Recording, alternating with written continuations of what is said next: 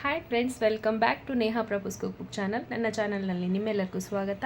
ಇವತ್ತು ನಾನು ಬಂದಿದ್ದೇನೆ ಒಂದು ಹೊಸ ವಿಡಿಯೋದೊಂದಿಗೆ. ಸೊ ನಾನು ಬ್ಲಾಗ್ನ ಅಪ್ಲೋಡ್ ಮಾಡಲಾರ್ದ ತುಂಬ ದಿನಗಳಾಯಿತು. ಸೊ ಇವತ್ತು ಸ್ವಲ್ಪ ಟೈಮ್ ಸಿಕ್ಕಿತ್ತು. ಸ್ವಲ್ಪ ಹೆಲ್ತ್ ಇಶ್ಯೂಸು ಮತ್ತು ಮನೆಯಲ್ಲಿ ಒಂದು ಸ್ವಲ್ಪ ನಮ್ಮ ಅತ್ತೆಯವರಿಗೆ ಹುಷಾರು ತಪ್ಪಿತ್ತು. ಸೊ ವಿಡಿಯೋಸು ಮಾಡೋದು ನನಗೆ ಆಗಲಿಲ್ಲ. ಅದಕ್ಕೆ ಈಗ ನಾನು ಯಾಕಂದರೆ ಫ್ಯಾಮಿಲಿ ಕಮ್ಸ್ ಫಸ್ಟ್ ಅಲ್ವಾ, ಅದಕ್ಕೆ ನಾನು ಇವತ್ತು ಈಗ ಎಲ್ಲ ಚೆನ್ನಾಗಿದೆ ವಾತಾವರಣ. ಸೊ ನನ್ನದು ಹೆಲ್ತ್ ಚೆನ್ನಾಗಿದೆ. ಸೊ ಇವತ್ತು ನಾನು ಆಫ್ಟರ್ ಲಾಂಗ್ ಟೈಮ್ ಒಂದು ಫುಡ್ ಬ್ಲಾಗ್ನ ಅಪ್ಲೋಡ್ ಮಾಡಿದ್ದೀನಿ, ಪನ್ನೀರ್ ಕಟ್ಲೆಟ್ ಅಂತ ಹೇಳಿ. ಸೊ ಅದರಲ್ಲಿ ಎಲ್ಲ ಥರ ವೆಜೀಸ್ ಹಾಕಿಬಿಟ್ಟು ಮಾಡಿದ್ದೀನಿ. ಸೊ ಹೇಗೆ ಮಾಡೋದು, ಏನೇನು ಇಂಗ್ರೀಡಿಯೆಂಟ್ಸ್ ಹಾಕಬೇಕು ಎಲ್ಲ ನಾನು ನಿಮಗೆ ಹೇಳ್ತೇನೆ. ಸೊ ಸ್ಟಾರ್ಟ್ ಮಾಡೋಣ. ಸೊ ಪನ್ನೀರ್ ಕಟ್ಲೆಟ್ ಮಾಡೋಕ್ಕೆ ಬೇಕಾದ ಸಾಮಗ್ರಿಗಳು: ನಾನು ಒಂದು ಈರುಳ್ಳಿನ ಚಿಕ್ಕದಾಗಿ ಕಟ್ ಮಾಡ್ಕೊಂಡಿದ್ದೀನಿ. ಒಂದು 5-6 ಬೀನ್ಸ್ನ ಈ ಥರ ಚಿಕ್ಕದಾಗಿ ಕಟ್ ಮಾಡ್ಕೊಂಡಿದ್ದೀನಿ. ಇದು 2 ಕ್ಯಾರೆಟ್ ಇದೆ. 2 ಕ್ಯಾರೆಟ್ನ ಗ್ರೇಟರ್ನಲ್ಲಿ ಗ್ರೇಟ್ ಮಾಡ್ಕೋಬೇಕು. ಸ್ವಲ್ಪ ಕೊತ್ತಂಬರಿ ಸೊಪ್ಪು, ಇದು 2 ಬಾಯ್ಲ್ಡ್ ಪೊಟ್ಯಾಟೋನ ಸ್ಮ್ಯಾಶ್ ಮಾಡ್ಕೋಬೇಕು. ಇದು ಪನ್ನೀರು 200 ಗ್ರಾಮ್ಸು. ಸೊ ಸ್ಪೈಸಸ್ನಲ್ಲಿ 1 teaspoon red chilli powder, 1/2 teaspoon pepper powder, ಮತ್ತು ರುಚಿಗೆ ತಕ್ಕಷ್ಟು ಉಪ್ಪು. ಮತ್ತು ಇದನ್ನು 2 ಟೈಪಲ್ಲಿ ಮಾಡ್ಬೋದು. ಒಂದು ನಾವು ಪಲ್ಯನ ರೆಡಿ ಮಾಡಿಕೊಂಡು ಅದನ್ನು ಕಟ್ಲೆಟ್ ಮಾಡ್ಬೋದು. ಬಟ್ ನಾನು ಹೀಗೆ ಮಾಡೋದನ್ನು ತೋರಿಸ್ತೇನೆ. ಅಂದರೆ ಪಲ್ಯನ ಮಾಡ್ಕೊಳ್ಳಲ್ಲ, ಎಲ್ಲನ ಮಿಕ್ಸ್ ಮಾಡಿಬಿಟ್ಟು ಅದನ್ನು ಕಟ್ಲೆಟ್ ಮಾಡೋದನ್ನು ತೋರಿಸ್ಕೊಡ್ತೀನಿ. ಮತ್ತು ನಾನು 1 ಕಪ್ ಸಣ್ಣ ರವೆನ, ಬಾಂಬೆ ರವೆನ ತೆಗೆದುಕೊಂಡಿದ್ದೇನೆ. ಇದ್ರ ಬದಲಿಗೆ ನೀವು ಬ್ರೆಡ್ ಕ್ರಮ್ಸ್ನ ಯೂಸ್ ಮಾಡ್ಬೋದು. ಮತ್ತು ಚೆನ್ನಾಗಿ ಬೈಂಡಿಗೆ ಬರಲಿಲ್ಲ ಅಂತಂದ್ರೂ ಸ್ವಲ್ಪ ಬ್ರೆಡ್ ಕ್ರಮ್ಸು ಮತ್ತು ಬ್ರೆಡ್ ಕ್ರಮ್ಸ್ ಹಾಕ್ಬೋದು, ಅಥವಾ ರವಾನ ಹಾಕ್ಬೋದು, ಬಾಂಬೆ ರವಾನ. ಸೊ ಸ್ಟಾರ್ಟ್ ಮಾಡೋಣ. ಕಟ್ಲೆಟನ್ನು ಹೇಗೆ ಮಾಡೋದು ಅಂತ ನೋಡೋಣ. ಮೊದಲು ಒಂದು ಪಾತ್ರೆಯಲ್ಲಿ ಈ ಗ್ರೇಟ್ ಮಾಡಿರುವಂತಹ ಪನ್ನೀರ್ನ ಹಾಕಬೇಕು. ಸಾರಿ, ಇದು ಪೊಟ್ಯಾಟೋನ ಹಾಕಬೇಕು, ಬಾಯ್ಲ್ಡ್ ಪೊಟ್ಯಾಟೋನ. ಮತ್ತು ಇದು ಕಟ್ ಮಾಡಿರುವಂತಹ ಈರುಳ್ಳಿನ ಹಾಕ್ತಾಯಿದ್ದೀನಿ. ಬೀನ್ಸ್ನ ಹಾಕ್ತಾಯಿದ್ದೀನಿ. ಮತ್ತು ಕ್ಯಾರೆಟ್ನ ಹಾಕ್ತಾಯಿದ್ದೀನಿ. ಮತ್ತು ಕೊತ್ತಂಬರಿ ಸೊಪ್ಪನ್ನ ಹಾಕ್ತಾಯಿದ್ದೀನಿ. ಅಷ್ಟನ್ನು ಹಾಕಿಬಿಟ್ಟು ಈ ಎಲ್ಲ ಸ್ಪೈಸಸ್ನ, ಅಂದರೆ ಉಪ್ಪು, ರುಚಿಗೆ ತಕ್ಕಷ್ಟು ಉಪ್ಪು, ರೆಡ್ ಚಿಲ್ಲಿ ಪೌಡ್ರನ್ನ ಮಕ್ಕಳಿಗೋಸ್ಕರ ಮಾಡ್ತಾಯಿದ್ರೆ ನೀವು ರೆಡ್ ಚಿಲ್ಲಿ ಪೌಡ್ರನ್ನ ನೋಡಿ ಹಾಕ್ಕೊಳ್ಳಿ. ಇದಕ್ಕೆ ಗ್ರೀನ್ ಚಿಲ್ಲಿನೂ ಯೂಸ್ ಮಾಡ್ಬೋದು. ಪೆಪ್ಪರ್ ಪೌಡ್ರ್ ಹಾಕ್ತಾಯಿದ್ದೀನಿ. ಅಷ್ಟನ್ನು ಒಂದು ಸಲ ಚೆನ್ನಾಗಿ ಮಿಕ್ಸ್ ಮಾಡ್ಕೋಬೇಕು. ನಾನು ಎಣ್ಣೆ ಇಂಗ್ರೀಡಿಯೆಂಟ್ಸ್ನಲ್ಲಿ ತೋರಿಸಲಿಲ್ಲ. 1-2 ಸ್ಪೂನು ಎಣ್ಣೆನ ಹಾಕ್ತಾಯಿದ್ದೀನಿ. ಸೊ ಇದನ್ನು ಮಿಕ್ಸ್ ಮಾಡ್ತೀನಿ. ನಾನು ಅಷ್ಟನ್ನು ಚೆನ್ನಾಗಿ ಮಿಕ್ಸ್ ಮಾಡ್ತಾಯಿದ್ದೀನಿ. ನೋಡಿ ನಾನು ಇದನ್ನು ಕಲಿಸಿದ್ದೀನಿ. ಸೊ ಈ ಥರ ಎಲ್ಲ ಚೆನ್ನಾಗಿ ಕಲಿಸಿಡಬೇಕು. ಇದನ್ನು ರೆಸ್ಟ್ ಮಾಡೋಕ್ಕೆ ಬಿಡಬೇಕಂತಿಲ್ಲ, ಯಾಕಂದರೆ ಇದರಲ್ಲಿ ನಾನು ಓನ್ಲಿ ವೆಜ್ಜೀಸ್ ಹಾಕಿದ್ದೇನೆ. ಬ್ರೆಡ್ ಕ್ರಮ್ಸ್ನೂ ಹಾಕಿಲ್ಲ, ಮತ್ತು ಏನು ರವಾನೂ ಹಾಕಿಲ್ಲ. ನೋಡಿ, ಇದನ್ನು ನಾವು ಈ ಥರ ಉಂಡೆಗಳನ್ನು ಕಟ್ಕೋಬಹುದು ಕಟ್ಲೆಟ್ಸ್ ಮಾಡೋಕ್ಕೆ. ನಿಮಗೆ ಬೇಕಾದ ಥರ ಶೇಪ್ನೂ ಕಟ್ಕೋಬಹುದು.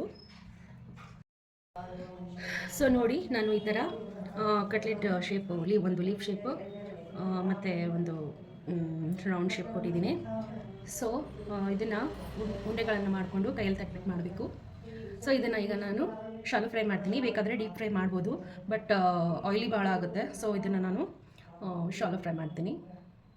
ಸೊ ನೋಡಿ ಫ್ರೆಂಡ್ಸ್, ನಾನು ಒಂದು ದೋಸೆ ತವಾನ ಇಟ್ಟಿದ್ದೇನೆ ಇದನ್ನು ಶಾಲೋ ಫ್ರೈ ಮಾಡೋಕ್ಕೆ. ನೋಡಿ, ಮೊದಲು ನಾನು ಇದಕ್ಕೆ ಎಣ್ಣೆನ ಹಾಕ್ತಾಯಿದ್ದೀನಿ. ನೀವು ಬೇಕಾದರೆ ಬಟರ್ನೂ ಹಾಕ್ಕೋಬೋದು, ಟೇಸ್ಟಿ ಆಗುತ್ತೆ.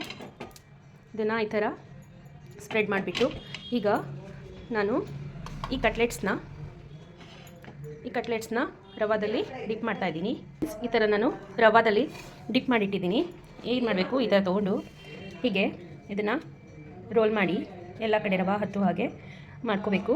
ಆಮೇಲೆ ತವೆ ಮೇಲೆ ಹಾಕಬೇಕು. ಹೀಗೆ ನಾನು ಎಲ್ಲನೂ ಮಾಡಿ ಇಟ್ಕೊಂಡಿದ್ದೀನಿ. ಸೊ ನೋಡಿ, ಹೀಗೆ ಎಲ್ಲನೂ ನಾವು ಹಾಕ್ಕೊಳ್ಳೋಣ. ಸೊ ತವಾದಲ್ಲಿ ಎಷ್ಟು ಇಡಿಸುತ್ತೆ ಅಷ್ಟು ಹಾಕ್ಕೊಳ್ಬೇಕು. ನೋಡಿ, ಈ ಥರ ಹಾಕ್ಕೊಂಡ್ಬಿಟ್ಟು ಇದನ್ನು ಚೆನ್ನಾಗಿ ಕ್ರಿಸ್ಪಿಯಾಗಿ ಫ್ರೈ ಮಾಡ್ಕೋಬೇಕು. ನೋಡಿ, ನಾನು ಇದನ್ನು ಮತ್ತೆ ಮೇಲಿಂದ ಎಣ್ಣೆನ ಹಾಕ್ತಾಯಿದ್ದೀನಿ. ನಮ್ಮ ಕೋಸ್ಟಲ್ ಸೈಡೆಲ್ಲ ಕೊಬ್ಬರಿ ಎಣ್ಣೆಯಲ್ಲಿ ಅಂದರೆ ಕೊಕೊನಟ್ ಆಯಿಲ್ನಲ್ಲಿ ಈ ಥರ ರವಾ ಫ್ರೈ ಮಾಡ್ತಾರೆ. ಅಂದರೆ ಪೊಟ್ಯಾಟೊ ಫ್ರೈಸು, ಆಮೇಲೆ ಕಾಲಿಫ್ಲವರ್ದು ಎಲ್ಲ ಈ ಥರ ರವಾ ಫ್ರೈ ಮಾಡ್ತಾರೆ. ನಮ್ಮ ಕೋಸ್ಟಲ್ ಸೈಡು ಅಂದರೆ ಕರ್ನಾಟಕ ಕೋಸ್ಟಲ್ ಅಂದರೆ ಉಡುಪಿ, ಮಂಗಳೂರು, ಕುಂದಾಪುರ ಈ ಎಲ್ಲ ಕಡೆ ಇದು ಮಾಡ್ತಾರೆ, ರವಾ ಫ್ರೈ ಮಾಡ್ತಾರೆ. ಅದಕ್ಕೆ ಕೊಕೊನಟ್ ಆಯಿಲ್ನ ಯೂಸ್ ಮಾಡ್ತಾರೆ. ಸೊ ಅದು ಕೊಕೊನಟ್ ಆಯಿಲ್ ಹಾಕೋದ್ರಿಂದ ಒಂದು ಫ್ಲೇವರ್ ಒಳ್ಳೆಯಾಗಿ ಬರುತ್ತೆ. ಮತ್ತು ಈ ರಿಫೈನ್ಡ್ ಫ್ಲೋರ್ಗಿಂತ coconut oil is good for health. So ಅದನ್ನು ಆಪ್ಷನ್ ಇದೆ. ಕೊಕೊನಟ್ ಆಯಿಲ್ನ ಹಾಕ್ಕೊಂಡು ಬೇಕಾದರೆ ಆಲಿವ್ ಆಯಿಲ್ ಹಾಕ್ಕೋಬೋದು. ಸೊ ಈ ಥರ ಫ್ರೈ ಮಾಡ್ಕೋಬೇಕು. ಸೊ ಮೀಡಿಯಮ್ ಫ್ಲೇಮ್ ಅಂದರೆ ಸ್ಲೋನೂ ಅಲ್ಲ, ತುಂಬ ಹೈನೂ ಅಲ್ಲ, ಮೀಡಿಯಮ್ ಫ್ಲೇಮ್ನಲ್ಲಿ ಇದನ್ನು ಫ್ರೈ ಮಾಡ್ಕೋಬೇಕು. ಸೊ ಈಗ ನಾನು ಇದನ್ನು ಎಲ್ಲನೂ ಪಲ್ಟಾಸ್ತಾ ಇದ್ದೀನಿ. ನೋಡಿ ಫ್ರೆಂಡ್ಸ್, ಇದನ್ನು ಈಗ ನಾನು ಈ ಥರ ಫ್ಲಿಪ್ ಮಾಡ್ತಾಯಿದ್ದೀನಿ. ನೋಡಿ ಎಷ್ಟು ಚೆನ್ನಾಗಿ ಕಲರ್ ಬಂದಿದೆ. ಸೊ ಹೀಗೆ ಎಲ್ಲನೂ ಫ್ಲಿಪ್ ಮಾಡ್ಕೋಬೇಕು. ನೋಡಿ, ಎಲ್ಲನೂ ನಾನು ಫ್ಲಿಪ್ ಮಾಡಿದ್ದೀನಿ. ಸೊ ಇದನ್ನು ಚೆನ್ನಾಗಿ ಫ್ರೈ ಆಗಿ ಹೋಗ್ಬಿಡಿ. ಇದನ್ನು ನೀವು ಯಾವಾಗ ಸರ್ವ್ ಮಾಡ್ತೀರಾ ಆವಾಗ ಇದನ್ನು ರವಾ ಫ್ರೈ ಮಾಡಿಕೊಡಿ. ಯಾಕಂದರೆ ನೀವು ಮೊದಲೇ ಈ ಮಿಕ್ಸರ್ನ ರೆಡಿ ಮಾಡಿ ಇಟ್ಕೋಬೋದು. ಕಟ್ಲೆಟ್ ಮಿಕ್ಸರ್ನ ಮಾಡಿಟ್ಟು ನೀವು ಬೇಕಾದರೆ ಫ್ರಿಜ್ಜಲ್ಲಿ ಇಟ್ಕೋಬಹುದು. ಈವ್ನಿಂಗ್ ಸ್ನ್ಯಾಕ್ ಮಾಡೋದಿದ್ದರೆ ಮಧ್ಯಾಹ್ನ ಎಲ್ಲ ತಯಾರು ಮಾಡಿಬಿಟ್ಟು ಫ್ರಿಜ್ಜಲ್ಲಿ ಇಡೋದು. ಆಮೇಲೆ ತೆಗೆದುಬಿಟ್ಟು ಈ ಥರ ಫ್ರೈ ಮಾಡ್ಕೊಂಡು ಬಿಡಬೇಕು ಒಂದು 5 ಮಿನಿಟ್ಸ್ ಬಿಟ್ಟು. ಸೊ ಚೆನ್ನಾಗಿ ಪಾರ್ಟಿ ಸ್ನ್ಯಾಕ್ಸ್ ಆಗಿ ಪ್ರೆಸೆಂಟ್ ಮಾಡ್ಬೋದು. ಮತ್ತು ಕಿಟಿ ಪಾರ್ಟಿಗೆ, ಮಕ್ಕಳು ಸ್ಕೂಲ್ ಟಿಫನ್ನಲ್ಲಿ ಮಕ್ಕಳು ವೆಜ್ಜೀಸ್ ತಿನ್ನಲ್ಲ, ಈ ಥರ ಅವ್ರಿಗೆ ವೆಜ್ಜೀಸ್ನ ತಿನ್ನಿಸ್ಬೇಕು. ನೋಡಿ ಫ್ರೆಂಡ್ಸ್, ಮಕ್ಕಳು ವೆಜ್ಜೀಸ್ ತಿನ್ನೋಂಗಿಲ್ಲ. ಸೊ ಎಲ್ಲ ವೆಜ್ಜೀಸ್ನ ಇದರಲ್ಲಿ ನೀವು ಹಾಕ್ಬೋದು. ಕ್ಯಾಪ್ಸಿಕಮ್ ಹಾಕ್ಬೋದು, ಮತ್ತು ಸ್ವೀಟ್ ಕಾರ್ನ್ ಹಾಕ್ಬೋದು, ಎಲ್ಲನೂ ಹಾಕ್ಬಿಟ್ಟು ಮಾಡ್ಬೋದು. ಸೊ ಈ ಥರ ಮಕ್ಕಳಿಗೂ ಟೇಸ್ಟಿ ಆಗುತ್ತೆ. ಮತ್ತು ಇದು ಪನ್ನೀರ್ ಯೂಸ್ ಮಾಡೋದ್ರಿಂದ ಏನಾಗುತ್ತೆ, ಒಂಥರ ಪ್ರೋಟೀನ್ ರಿಚ್ ಅಲ್ಲ ಪನ್ನೀರ್ ಅಂದರೆ. ಸೊ ಮಕ್ಕಳಿಗೆ ಪ್ರೋಟೀನ್ ರಿಚ್ಚು ಎಲ್ಲ ವೆಜ್ಜೀಸು ಇದರಲ್ಲಿ ಹಾಕೋದ್ರಿಂದ ಎಲ್ಲ ಥರ ಪೋಷಕಾಂಶಗಳು ಸಿಕ್ಕಂಗಾಗುತ್ತೆ.